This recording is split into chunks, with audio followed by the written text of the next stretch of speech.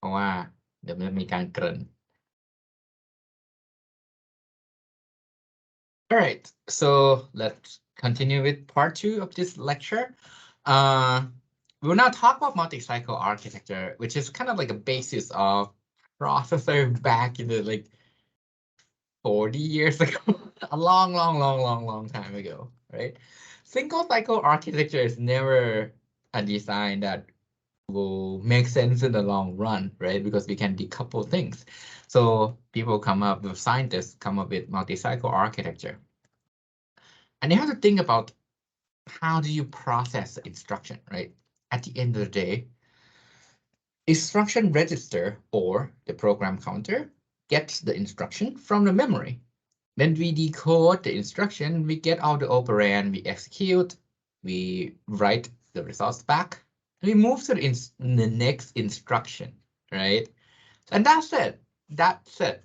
So let's go back to our toy example, and we see, right, that if you want to add R0 and R1 into R2, we can do simply just this. We fetch, right? Then we decode, right? Then we execute. And then in this case, we don't do anything with memory, we just write back, right? So let's say that I can clock every time one of this step happens. So when I finish fetching, clock. When I finish decoding, clock. When I finish executing, clock. When I finish write back, clock. How many cycles does it take for me to add these two numbers together? Let's say I build a logic that can clock every time I move a step here. How many cycles would it take to add two numbers? 4 cycle. 4, yes, right? Because there are 4 steps that I just draw, right? And I clock. So I get 4 cycles, right? And I can do the same thing, right, for a multiply, right? Fetch, this is 1 cycle. Decode, 1 cycle. And then I execute through the multiplier. Then I write back. And write back is, let's say, 1 cycle. But now let me put in a little caveat, because multiplier, I mean, we all agree that I can do a bunch of adds, and that can become the multiply. Multiply is like add, shift, right?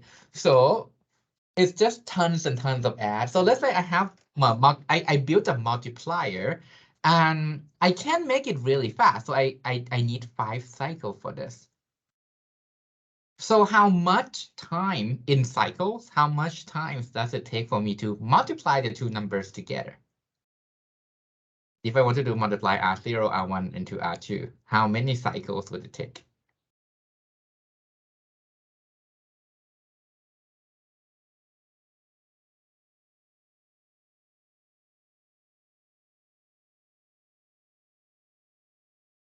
Fetch plus decode plus execute plus write back. How many cycles is that?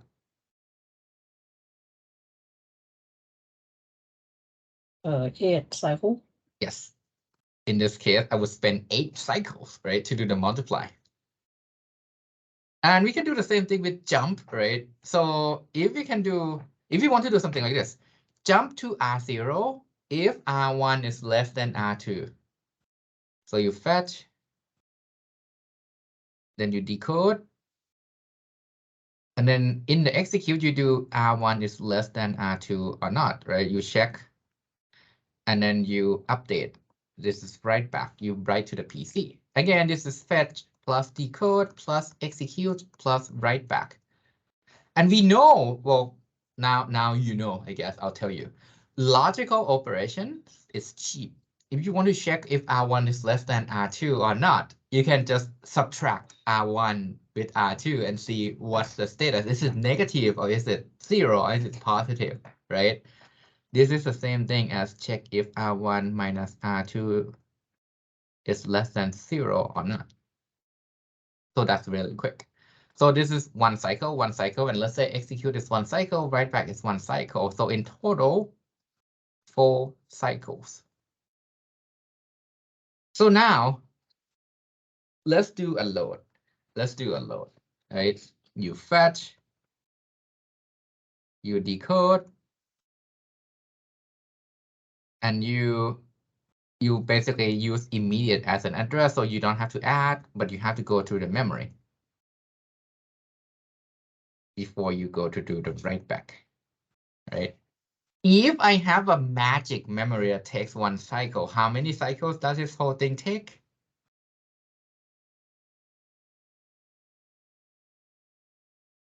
Assume magic memory.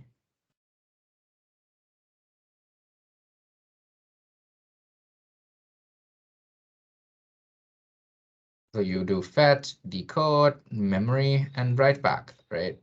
That's 4 cycles. Any questions here?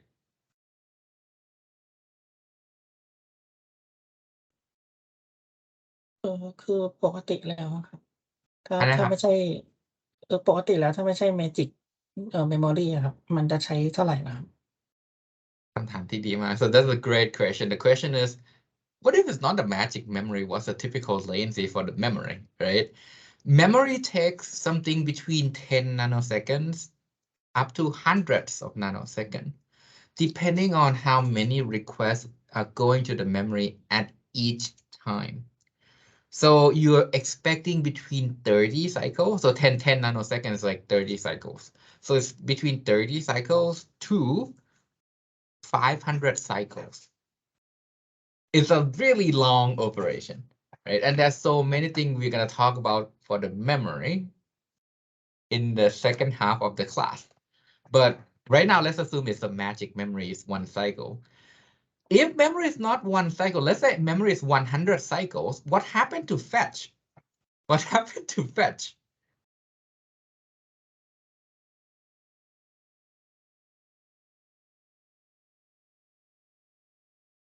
Where do I fetch things from?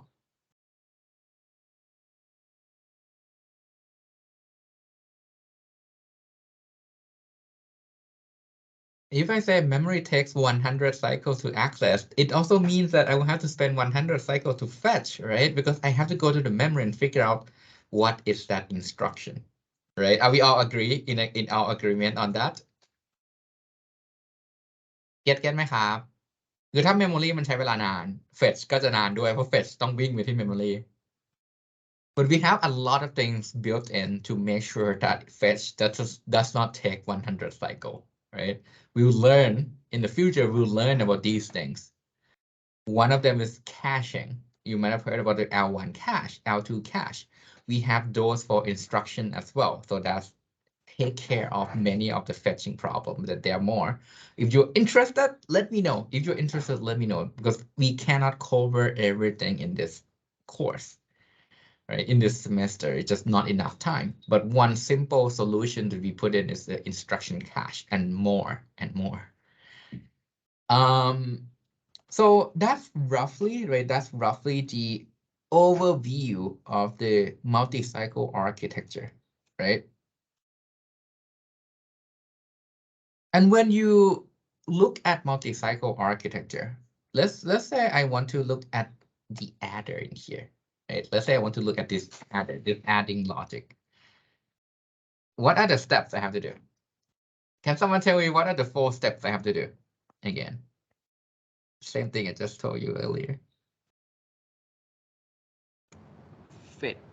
Fetch, yes. Decode, right? Execute and write back. Yes. Right? So let me ask you this. If I draw this in the timeline, right? This is time. When I fetch, this is one cycle. When I decode, this is one cycle. When I execute, this is one cycle. When I write back, this is another cycle. So let me ask you this question, right? Let me ask you this question. When I'm fetching, Do I use decoder? Do I use anything? Like, am I adding something while I'm fetching? While I'm fetching, am I have any other component active?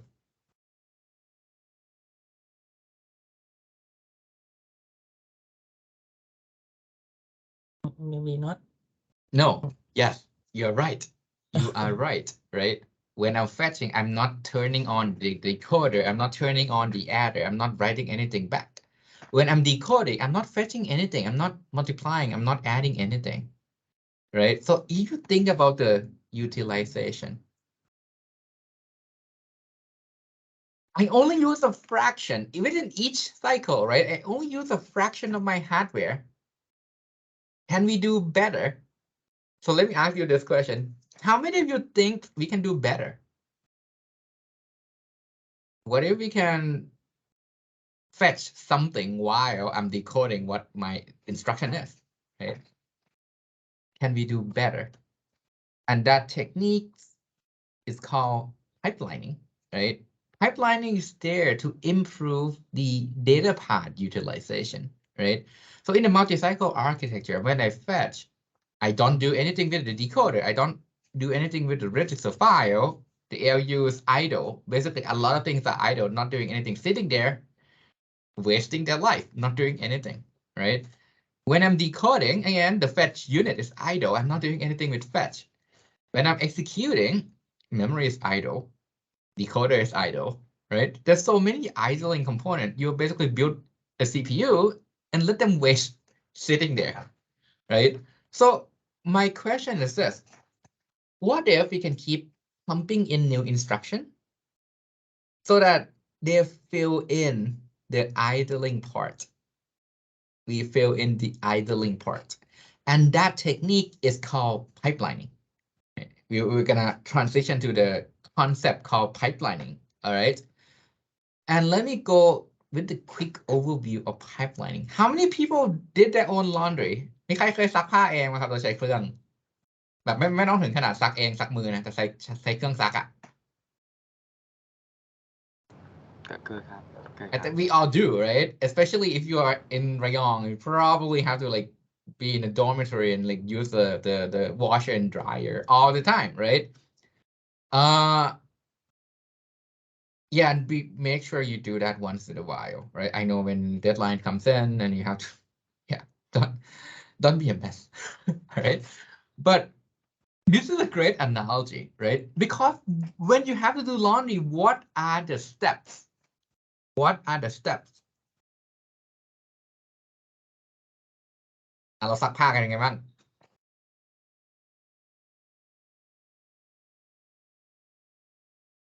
ครับก็เอาผ้าใส่เครื่องครับใส่น้ำยาผงซักฟอกแล้วก็กดเครื่องแล้วก็รอแล้วก็รอแล้วไงต่อ แล้วก็เอาออกมาก็ใส่เครื่องอบอีกเครื่องหนึ่ง โอเคเอามาใส่เครื่องอบหรือถ้าแบบไม่มีเครื่องอบก็ตากเอามาตากแล้วไงต่อแล้วก็พับเก็บแล้วก็เก็บฮะ So basically the steps are wash, dry, and fold it back, right? So you can use it in the next cycle. So let's say you just went through a long deadline, right? And now you haven't washed your clothes in a while. You have 5 batches of clothing. You can't fit them all. You have to do it 5 times. And you have only 1 washing machine and 1 dryer. Washing machine take 30 minutes per batch and dryer take 1 hour. Moving between washing machine and dryer is magic somehow. I don't know, but let's assume it's magic. It takes no time, right? And folding takes 30 minutes. So what should be your plan? You're dealing with 5 batches, close. What should be your plan? So let's say this is batch 1, batch 2, batch 3, batch 4, batch 5. So what should be my first step? What do I do?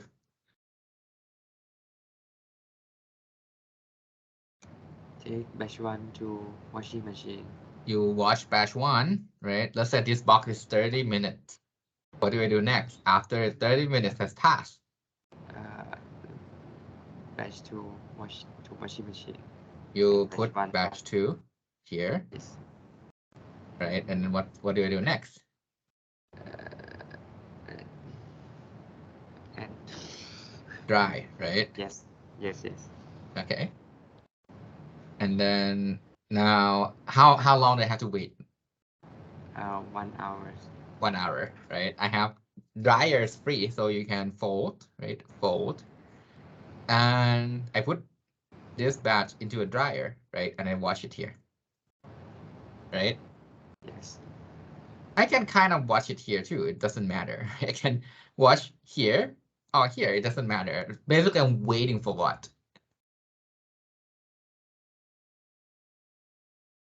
Was clocking up my speed here.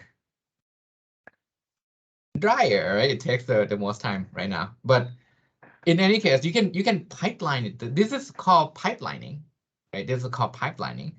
So pipelining 101 is basically from so this is no pipelining. This is with pipelining. You have again, right? Batch number 1, 2, 3, 4, and 5. With no pipelining, I will do this. Wash, dry, fold, and then I wait until I do this. Wash, dry, fold, wash, dry, fold, etc., etc. This is not a good idea, right? Because ideally what your plan should be is wash, then you dry the first batch. In the meantime, you wash the second batch. Then when this is done, you dry it, you fold it here, you overlap the process. You can wash it here, you can dry it here, you can fold it here. You can wash the fourth batch here, you dry it here, and you fold it here. And then you wash the fifth batch here, you dry it here, and you fold it here. Plan A without pipelining and plan B, which one is faster? Which one is more efficient? B. Plan B, obviously. And we just went over pipelining. Any question about pipelining? Basically, that's it. Now, any question for now before I convert this to a processor design?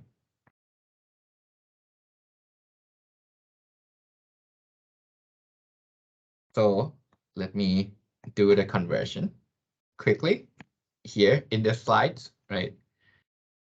I changed the word batch of clothing into instruction number.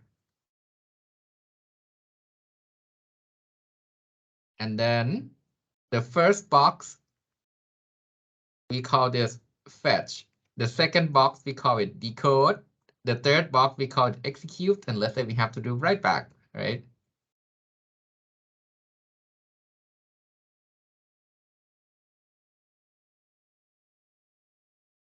Sir, please. Okay. Right. So we will call the first box here. Pen. I need my pen. We call the first box fetch. Then we decode, execute. And if you have to go to the memory, we fit in the middle between execute and write back. If you don't have to do that, we can skip the stage as well, right? Then with no pipelining, fetch start here. Decode, execute, memory, and write back. And you can see that keep goes on and on and on. With pipelining, you fetch in the first cycle, you then decode, but in the next cycle, you can fetch for the second instruction. The third cycle, you execute the first instruction, you decode the second instruction, you fetch the third instruction. Then you handle memory here, you execute here, you decode here, and you fetch the fourth instruction. Then you write back here, memory here, execute here, decode here in the fifth instruction. And then you can also fetch the last instruction. The first instruction is done, so you can write back here, memory here, and then execute here, decode here in the 6th instruction, right? Then the second instruction is done. I can then write back here, memory here, and as you can see, right? Execute, memory, and write back.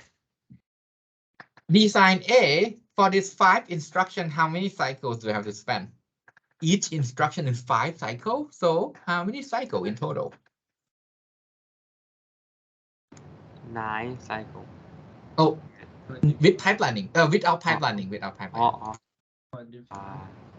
25, right? This is 25 cycle.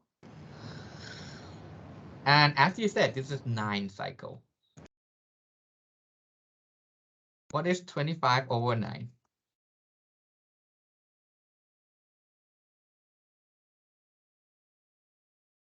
Around 2.12. All right, do maths, do maths. Time to do maths. What is 70 over 9-ish? 2.6. 2.6-ish, I guess, right?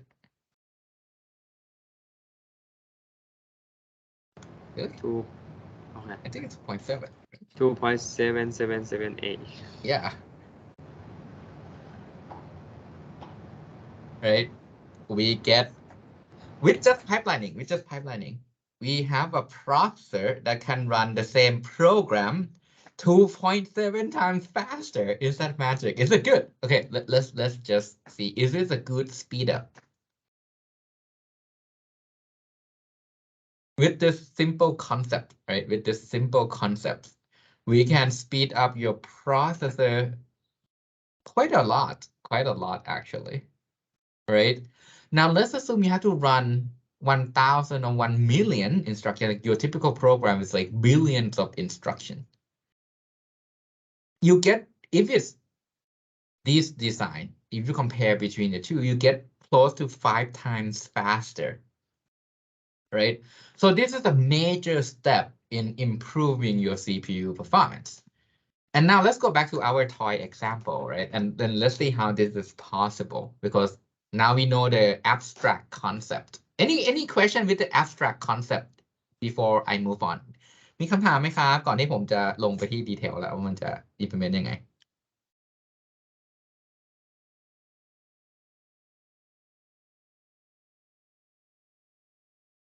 Right. So I assume there's no question, because I mean, to be honest, the abstract concept is really simple, right? But now let's actually try to materialize this, right, and see what actually happened. So pipeline in processor design, as I said, you first fetch, right? Then you have to, well, fetch has to do with program counter and instruction register. So I'm gonna make a division right there. Then you decode, right? Anything that has to do with the decoder. Then you execute, which is anything to do with the ALU. And then you do the memory, anything to do with the main memory. And then you write back, which is the last step, anything that has to do with write the results back, right? Now, can I just do pipelining here? How many people think that I can just do it now without adding any additional components? Can you raise your hand? All right, I'm not going to wait that long, because to be honest, you have to add more components to support this. And the reason behind this is, if I look at, let's say I look at this wire, right? Let's say I look at this wire, this one, this wire that have my data that come from the ALU. That has my data that come from the ALU. And let's say my instruction 1 is in write back. Instruction 2 is in memory. Instruction 3 is in execute. Instruction 4 is in decode. And instruction 5 is in fetch. If I just look at this wire alone, สายไฟตรงเนี้ยฮะ สายไฟตรงเนี้ย how many different versions of the data do I have to maintain to support instruction 1 in write back, instruction 2 in memory, and instruction 3 in execute? เอาคำถามภาษาไทยก็ฟังเคลียร์ ถ้าผมต้องเก็บไอ้ data ตรงเนี้ยที่มันเป็นสายไฟเส้นเดียวอะที่ต้อง support instruction 3 อัน 1 2 3 instruction 1อยู่ใน write back ซึ่งมันก็คืออาจจะเป็น add อะไรสักอย่างหนึ่ง instruction 2อยู่ใน memory ก็อาจจะเป็น subtract อะไรสักอย่างหนึ่งแล้ว instruction 3เป็น execute ซึ่งอาจจะเป็นอีก instruction หนึ่งเลยคือมันเป็น instruction 3 อันที่ไม่เหมือนกันแปลว่าไอ้ data เส้นเนี้ยผมต้องเก็บค่ากี่ข้อมูลกี่อัน 3 อันครับ 3 อัน we need to maintain three version of the data right we need to maintain the version for instruction 1 in write back stage we need to maintain the second version for instruction 2 in the memory stage and we have to maintain the version that just come out of the adder here instruction 3 in the execute stage right somehow we have to magically make sure this happen we cannot do that with just a wire, right? Why? Because if you think about it, when you look at wire, how many different states can I hold? ถามภาษาไทยผมมีสายไฟอยู่เส้นหนึ่งผมต้องการเก็บสเตทก็คืออาจจะเป็นเปิดหรือปิดก็ได้สเตทคือง่ายมากตอนนี้เอาแค่เปิดหรือปิด1 บิตเลยสเตทของเราคือเปิดหรือปิดผมมีสายไฟ1 เส้นณแต่ละเวลาเนี่ยผมเก็บได้กี่สเตท ได้สเตตเดียวครับ สเตทเดียวใช่ครับเดี๋ยวแป๊บนึงนะครับพอดีมีแอดมินที่คณะโทรเข้ามา